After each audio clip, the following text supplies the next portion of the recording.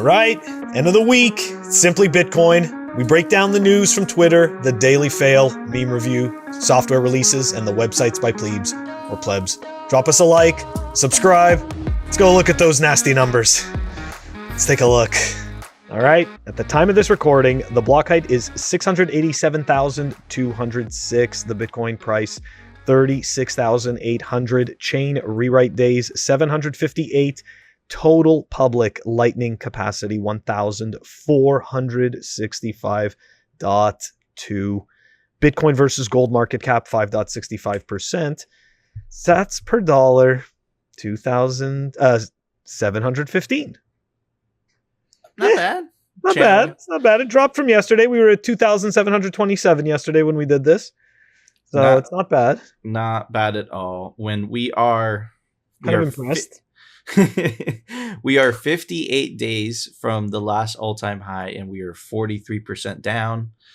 Oh man, it's just I feel like you're giving a eulogy. I know, but just we look. I feel like we've aged, like we've been to war and back through this downtrend, man. Because it was brutal, dude. It was brutal, Phil. You just reminded me. You just reminded me of that Bitcoin meme, right? Where they're lowering the casket down with Bitcoin, and it's like, how many times have we done this already? Oh man, it's true. It's so funny. But it's not dead. We've been through so many of these, bro. But it's like you get used to it, but still, it's just like, oh my god, years of salary, just. But yeah, man. But dude, it ain't called. It isn't called hodling for nothing. No, so yeah. But anyways, Phil, it's time for the Daily Fail. So this week we're kind of going across the whole fail spectrum, right? Like sometimes we've got themes, because specific fails come out. But this week we had all kinds of stuff, right? We had the fails from the Bitcoin conference. We had, shitcoin BSVs. And now we've got the fiat economists. All right, so Saifedean, obviously not our fail.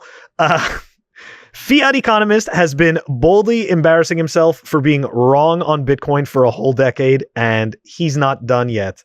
He's talking about Paul Krugman. All right. So let's go take a quick look at that article. Let's even put Bitcoin aside, right? Because this right here is just epic. The internet's impact on the economy would be no greater than fax machines. And this was in 1998. Okay. I mean, that I don't even know what to say to that. Like, that was 1998. And don't get me wrong, but like, if you couldn't see that everything was going online in 98, then you were freaking blind. I mean, every single one of my friends was like getting computers. Everybody was getting faster connections. Like everybody was getting sucked into like the first kind of, I shouldn't say first, but like, yeah, maybe it is the first social media, it's like, yeah, I think it's even before ICQ and all that crap. I don't even think anybody even knows what that is anymore. So I can't believe it. I can't believe that he got this so wrong. And yes, he has had some epic, terrible takes. He has been our fail in the past. But you know what? We haven't talked about Paul in a long time. So you know what? Why not? Right? He is just such a putz, along with the rest of these fiat economists that are completely incentivized to hate Bitcoin, even if they understand its properties, even if they know that they're scamming and they're liars. Okay? They don't have a choice, right? Dude, it's just how they keep the lights on. It's just so crazy, man. Like, the fiat system enables these people. Like, it employs them to tout out, like, compromise, bought and paid for garbage, bro. Dude, when you were reading that, I was like, I hope he brings up that example of back in the 90s. This guy literally said the internet wasn't going to amount to anything. Like, this guy's still around. They gave him a Nobel Prize, dude. Of course, I'm not sure, but I will bet Phil one Bitcoin right now that if you go to him on Twitter, he has a blue check mark. Okay, I don't know, but I bet you he does. Right? So this is the type of economist, propagandist, better said, that the fiat system enables. And bro, it's just hilarious at this point, man. How These did you people know? Dude, because it's he has a blue check mark. Of course he does. Of course, he's part of the system, dude. It's all in the system. It's all the same BS fiat garbage. And man, these are the same people that like when the banks write reports, you know, like you think like why they're so wrong about Bitcoin, why they're so clueless. These are the people they're going to, you know, they're going to the horse and buggy people to ask them what they think about the car. You know, essentially, or the horse and buggy manufacturers or the people that raise the horses, right? And someone goes to them, so it's like, hey, what do you think about the automobile?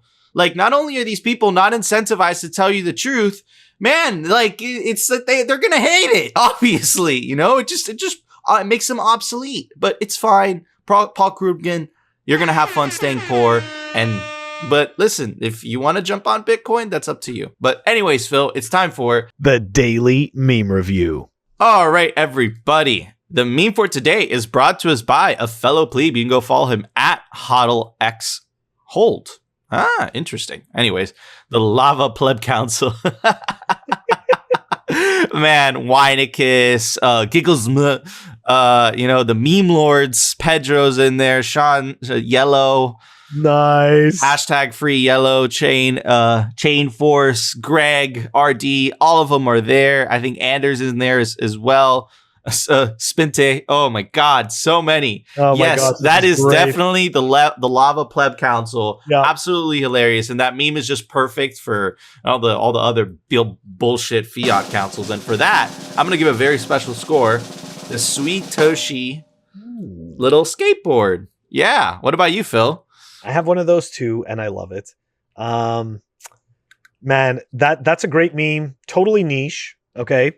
It's probably the most relevant council that exists. Okay. Let's be honest.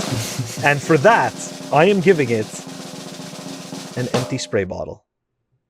Ah, okay. Classic. Empty spray bottle. But it's filled with opportunity because you could fill it up with anything since it's empty.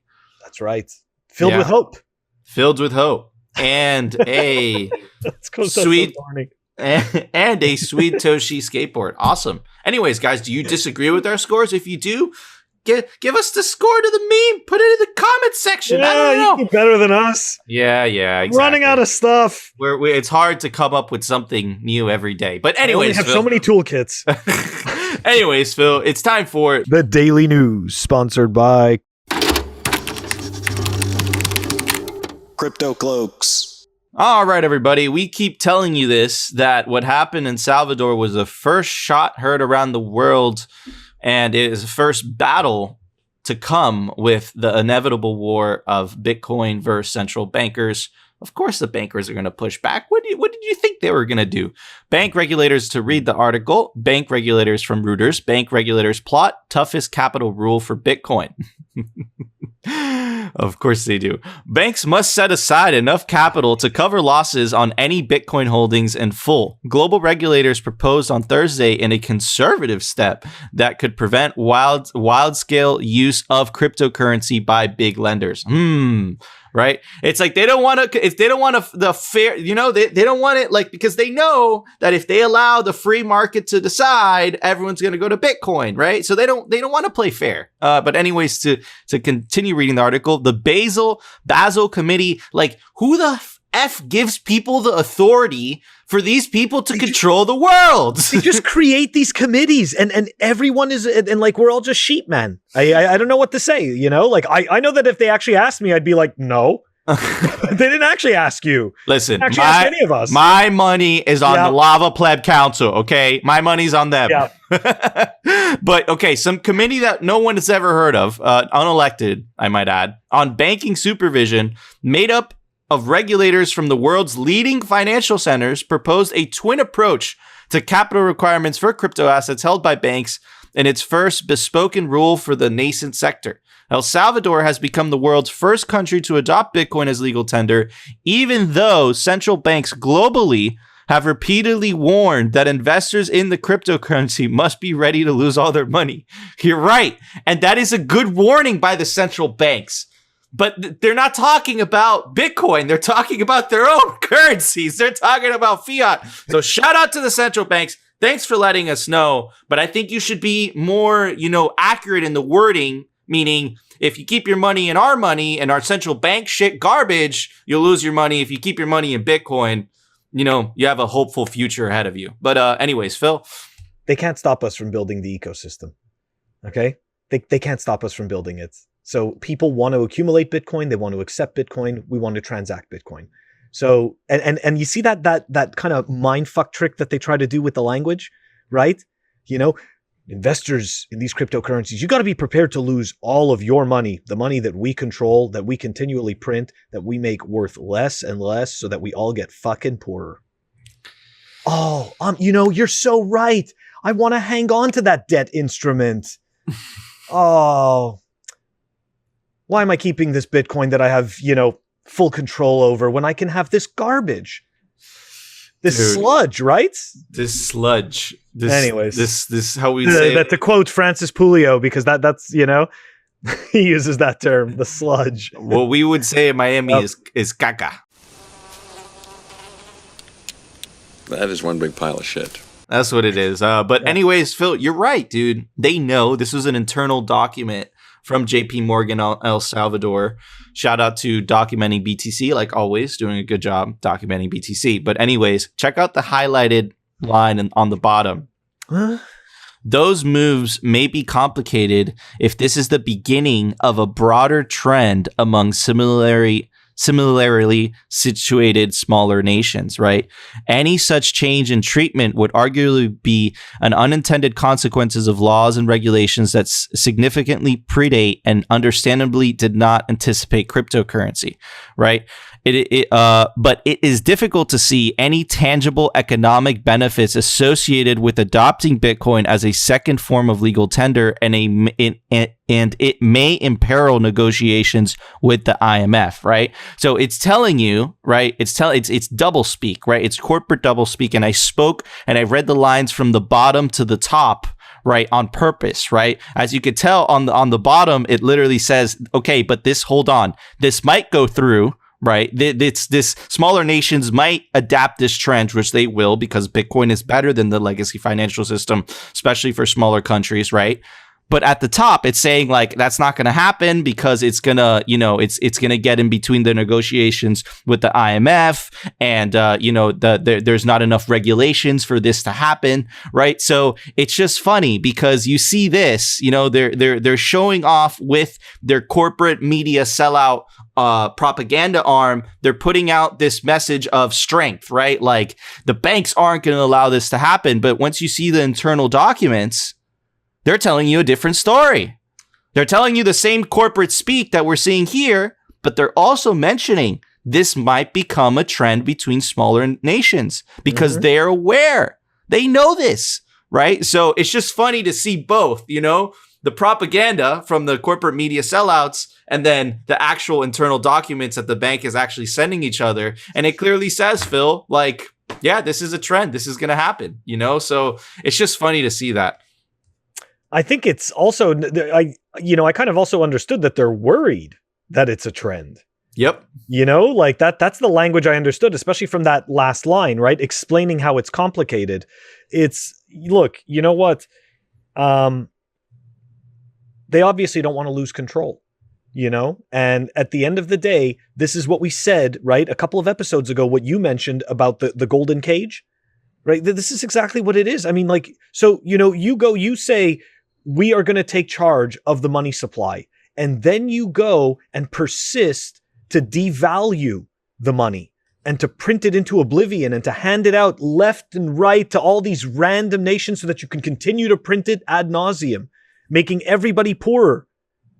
And like they have the audacity to become, completely just hypocrites and sit there and try to tell you that, you should be trusting them and that, we shouldn't be paying attention to this other thing that actually enables freedom. Like they're just insane and sick.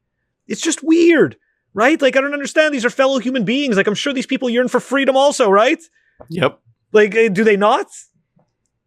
They just don't see it. Like it's the veil, right? They just don't see it. They don't, because they're just in a giant little echo chamber themselves, man, when they're all stroking each other's, egos and beliefs. And it's like, they call us a cult, man. Look at your guys self in the mirror. But anyways, literally following dead money. Straight I up. mean, no joke. It's dead. Talk about like an evil cult. Like it's the cult of dead money. Dude, man. They're evil, dude. And you could all see it, bro. They're like soulless in their eyes. Just look up Klaus Schwab. Just search his name on Google. Look into his eyes. Tell me how you feel. But anyways, check this out. So there's been a lot of China miner FUD, right? It looks like they were serious, so I do want to cover that a little bit. China's Qinghai province has ordered all crypto miners to shut down. Again? No, but this time it was actually legit. So China's Qinghai province This time. No, but I'm going to get to that, why it's just like, what the hell are they doing? Okay, China's Qinghai province has announced a ban on virtual currency mining operations. A government document said Wednesday, Qinghai is the latest coal-based crypto mining hub that is set to completely eliminate the industry. The news came on the heels of another crackdown notice against some crypto miners in Xinjiang and follows in Inner Mongolia, which has previously imposed restrictions on miners. Okay, so it's like, wow, doesn't China control all the hash rate? This is terrible, blah, blah, blah, blah. But you have to understand that Bitcoin is decentralized. It's based all over the world, right? So if China, right, wants to put itself at a strategic geopolitical disadvantage for giving away some of their hash rate, right, other people are going to take its place. Remember that law from New York that New York wanted to ban crypto mining and Bitcoin mining? Well, check this out. This is what I'm talking about, the incentives. Unions shut down New York's crypto mining moratorium for now, at least. A bill that would put a 3-year moratorium on cryptocurrency mining in New York has died in the lower house of the U.S. state legislature. So again, if China, right, and New York was trying to also, ban some of the Bitcoin mining, the people in New York's case, right, are incentivized, right, to keep that going, right? And again, look, let's say this didn't even work out for New York. Of course, El Salvador plans to use electricity generated from volcanoes to mine Bitcoin, right? So this is a global event. Crypto mining booms on cheap subsidized energy and electricity. All these articles are from this year, either a month or 2 months ago. It's all happening all in one go. So if China drops out, right? If New York, which it failed, right? But let's say hypothetically they did drop off in the mining, El Salvador is going to pick up that hash rate. And Argentina looks like their citizens are want to do it as well. To read from the article, Bitcoin miners in Argentina are capitalizing on the inefficiencies of the country's interventionist economy to reap outsized returns, fueled by memories of currency busts and powered by government subsidized electricity. That's the same reason that mining in Venezuela is cheap as well. These left-leaning socialist governments tend to subsidize electricity, making it cheap for people in that country, not only to mine Bitcoin, but to survive the highly volatile currencies in those said countries, right? So, Phil, it's like China FUD, like mining going bad, right? New York FUD, that didn't pass through. You have Elizabeth Warren saying environmental FUD, but you cannot deny the incentives of Bitcoin. People are always going to be incentivized to mine. And if you stomp out one head, another head's going to come out on the other side of the world. You want to know why? Because human greed, because people want to put food on their table, right? And if you see that it's economical and you're going to make money mining, guess what? You're going to plug in that miner, right? So yeah. Anyways, Phil? Yeah, man. Bitcoin is Hydra. Like it's exactly what you said. It's like you cut off one head and another one grows back. Hey, look, I'm really not worried about the hash rates. Incentives matter, right? Like at the end of the day, it's what you just said. The incentives matter. And hey, China's having people unplug them. Well, look, now you've got Argentina and El Salvador that are going to be coming online. And you know what we really don't talk about is we don't talk about all the miners up north. Right? Like we're not talking about the miners that are up in Canada already. Like these people are still constantly expanding. Honestly, who gives a shit?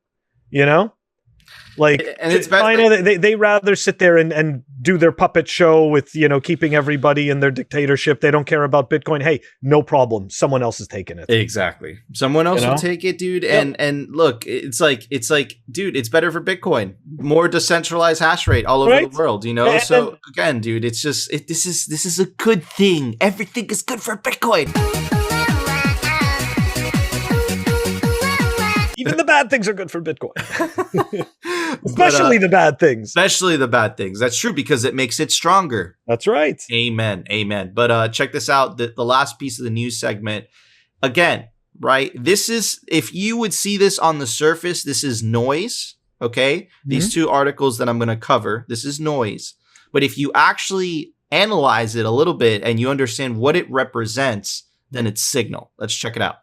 NYDIG, again, this is behind the Bitcoin for Institutions. He was part of the Michael Saylor conference. Those are those institutions, right? So NYDIG, Stone Ridge led $25 million funding round for Unchained Capital, right? So the part that I want you to pay attention to, guys, is, again, right?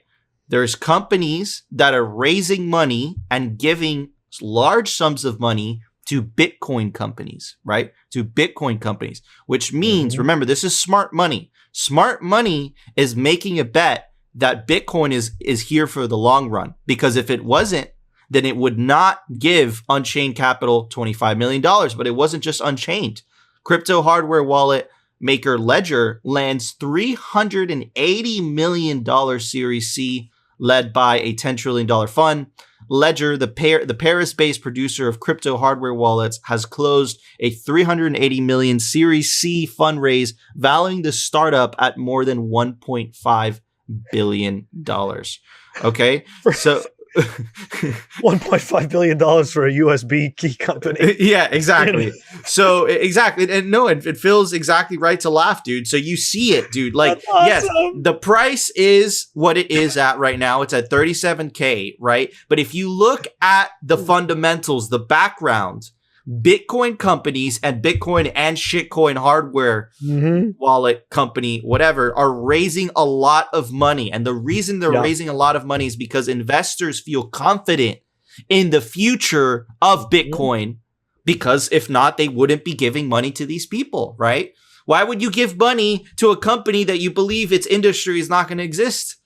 Right. So, it's very bullish if you dig into it. But anyways, Phil. Man, that is a massive valuation on Ledger. Don't get me wrong. I'm super, I'm happy for them. Like, that is an excellent, business strategy. Like, the people that were, involved early are definitely cheering right now. It's huge. Right. And it is exactly what you said. If we zoom out, we look at the signal. This is what we're seeing, right? Like, we're seeing that the smart money is placing the bets that these things, they're going to be around for the long haul. So absolutely. Yeah, man, it's really cool. Hey, look, you know what? We're going to see, I hope, obviously, and I think we are going to see this. We're going to see more and more companies, right? More and more Bitcoin companies that are going to start to get this type of funding. Absolutely. I completely agree with that statement. And man, it's inevitable. Who's next? It's inevitable. I don't know. I know. I'm thinking about it. Anyways, it's a tough question. But anyways, guys, again, no software releases or website by plebes. Like we said, we're not going to try to force them if we don't have them. And I don't know, maybe No BS, Bitcoin, Telegram, News, whatever group, maybe they're not doing that anymore. But regardless, if there is software releases, we'll let you guys know. And again, if you have a Bitcoin website that you made that you want us to feature on the show, join our Telegram group, which is down in the link description. Post it there, and we will literally feature it on the next day's episode if there's no software releases that day. So yeah, man, definitely go do that. And of course, guys, if you enjoyed the show, you know what to do. Smash that like button. Smash it. Comment. Help us defeat the shitcoin channels. And of course, if you want to continue hearing the news from the Bitcoin perspective and the catastrophic fiat and shitcoiner fails, definitely consider subscribing. And we will see you tomorrow for another episode of Simply Bitcoin.